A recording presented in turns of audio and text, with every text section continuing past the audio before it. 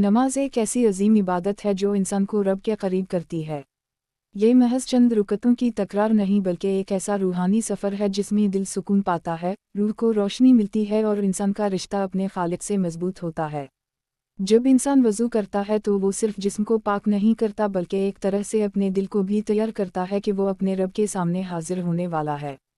पानी का टपकना महज ज़ाहिरी मैल को दूर नहीं करता बल्कि इंसान को यह एहसास दिलाता है कि अब वो गुनाहों के बोझ को हल्का करने जा रहा है। नमाज का पहला फ़ायदा यह है कि ये इंसान को याद दहानी कराती है कि इसकी ज़िंदगी महज दुनिया के धंधों में नहीं गुजरनी बल्कि असल मकसद अल्लाह की रज़ा है।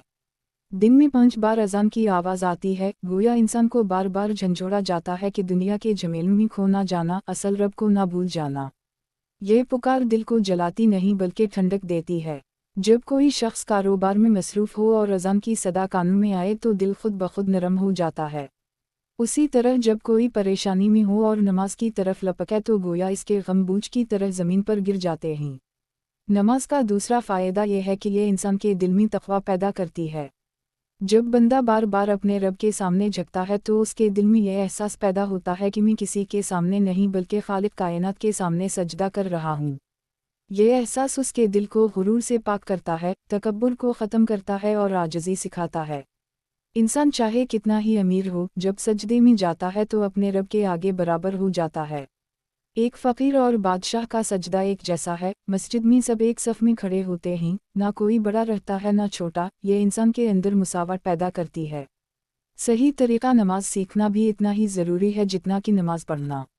नबी करीम सल्लल्लाहु अलैहि वसल्लम ने फरमाया कि नमाज ऐसे पढ़ो जैसे मुझे पढ़ते देखते हो। इसका मतलब ये है कि महज जल्दी जल्दी रकतें पूरी कर लेना नमाज नहीं बल्कि हर रुकन को सुकून और इत्मीनान से अदा करना ही असल नमाज है। क़याम में ठहराव हो, रुकू में पूरा झुकना हो, सजदा दिल की गहराई से हो और तशहद में सुकून हो। जो शख्स नमाज को उसके हक़ के साथ अदा करता है वो अपनी रूह को जला देता है। नमाज का तीसरा फ़ायदा यह है कि ये बुराइयों से रोकती है।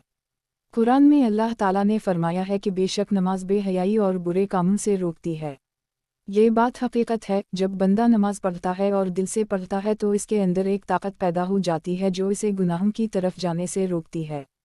एक नौजवान जो 5 वक्त की नमाज का पाबंद है वो गुनाहों के माहौल में भी अपने आप को बचा लेता है क्योंकि इसके दिल में हर वक्त ये एहसास होता है कि मैंने दोबारा अल्लाह के सामने खड़ा होना है।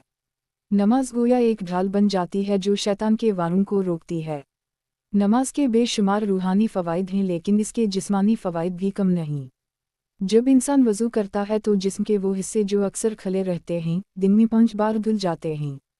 ये एक तरह से सफाई और सेहत